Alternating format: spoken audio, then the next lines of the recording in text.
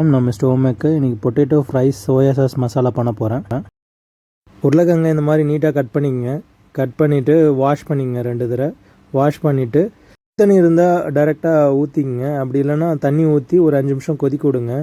இது பேர் பிளான்ச்சுன்னுவாங்க. கொஞ்சம் வேக வைக்கிறது, ரொம்பவும் வேக வச்சிடக்கூடாது. ஸோ ஆஃப்டர் 5 நிமிஷம் கழிச்சு தண்ணியை ஃபுல்லாக ட்ரெயின் பண்ணிவிடுங்க. ட்ரெயின் பண்ணிவிட்டு நல்லா இருக்கிற தண்ணியெல்லாம் ட்ரை பண்ணிவிடுங்க. சுத்தமாக தண்ணி இருக்கக்கூடாது. அப்புறம் அந்த ஒரு கிளாத்தில் போட்டுட்டு அந்த கிளாத்தில் நல்லா மூடி இருக்கிற தண்ணியெல்லாம் எடுத்துருங்க. ஈரப்பசத்தெல்லாம் எடுத்துருங்க.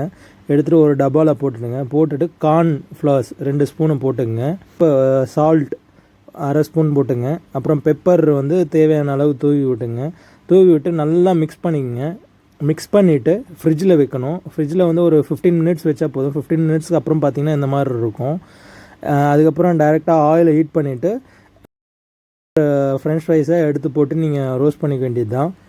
ஸோ ஃபஸ்ட்டு ஆஃப் ரோஸ்ட் பண்ணிவிட்டு எடுத்து வச்சுட்டு செகண்டு திருப்பியும் போட்டு ரோஸ்ட் பண்ணிங்கன்னா நல்லா கோல்டன் ப்ரௌனில் வரும். நல்லாவும் இருக்கும் சாப்பிட்றதுக்கு. பாருங்கள் இந்த மாதிரி தான் இருக்கும். நான் இப்போ புடுறேன் பாருங்கள். புட்டிங்கன்னா அதில் ஆவி பாருங்கள், ஆவி தெரியுதா, லைட்டாக வரும் பாருங்கள். உள்ளியும் வெந்திருக்கும். எண்ணெய் காஞ்சோடனே சீரகம் போட்டுங்க.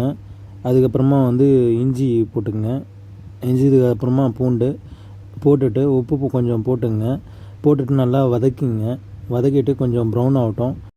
வெங்காயம் போட்டுங்க. கொஞ்சம் வதங்கினவொடனே மஞ்சத்தூள் போட்டுங்க. மஞ்சத்தூளுக்கு அப்புறமா மிளகாய்த்தூளுக்கு அப்புறமா கரம் மசாலா எல்லாம் 1/2 ஸ்பூனு ப்ளஸ் மல்லித்தூள் 1 ஸ்பூனு போட்டுட்டு கொஞ்சம் நல்லா வதக்கிங்க. மசாலா ஸ்மெல்லு போகிறதுக்கு அப்புறமா தக்காளி போட்டுங்க. சோயா சாஸ் ஒரு 2 ஸ்பூன். அப்புறமா கொஞ்சம் ஒரு 100 ml தண்ணி ஊற்றிட்டு கொஞ்சம் நல்லா வதங்கின அப்புறம் அந்த ஆல்ரெடி வறுத்து வச்ச ஃப்ரெஞ்ச் ஃப்ரைஸை போட்டுட்டு நல்லா கலரிட்டு ஒரு 2 நிமிஷம் மூடி வச்சுடுங்க.